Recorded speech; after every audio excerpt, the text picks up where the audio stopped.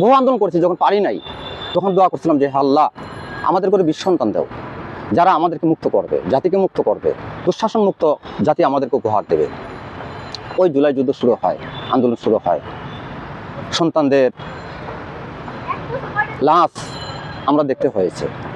এটা তো কাম্য ছিল না। এটা কি বাইরের দেশে এসে আমাদের দেশে আক্রমণ করেছিল? আমার দেশের মানুষ, এটা কি কাম্য ছিল? যাদেরকে ভোট দিয়েছিলাম তাদের গুলিতেই আমাদের সন্তানরা রাজপথে নিহত হয়েছিল অসংখ্য। বিশেষ করে আমিও, এই যে আজ দেখুন আমার মাথায় গুলি, আমি গুলি নিয়ে ঘুরে বেড়াচ্ছি কেন? এই ভোটের উপহার কি এটাই ছিল আমাদের ভাগ্যে?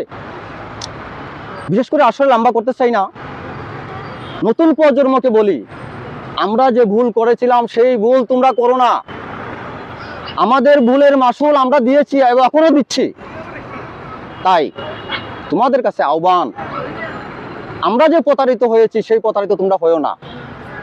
অতিথি পাখিরা দেশে আসছে, তোমাদেরকে প্রতারণা করে ভালো ভালো কথা বলে তোমাদের মূল সম্পদ অর্থাৎ ভোট নিয়ে আবার তারা সেই রূপ ধারণ করবে। তাই তোমাদেরকে আহ্বান জানাচ্ছি, বুঝে শুনে ভোট দাও। বিশেষ করে আমাদের দিন ফুরিয়ে গেছে, আমরা তোমাদের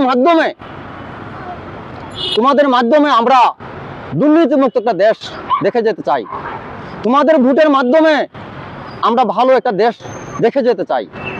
কারণ তোমরা আমাদের সন্তান, তোমাদেরকে আহ্বান জানাই, তোমরা বুঝে শুনে ভোট দাও, ভালো মানুষকে ভোট দাও, যাদের দ্বারায় দেশ দুর্নীতিমুক্ত হবে, চাঁদা মুক্ত হবে, দুঃশাসন মুক্ত হবে, প্রতারণা মুক্ত হবে।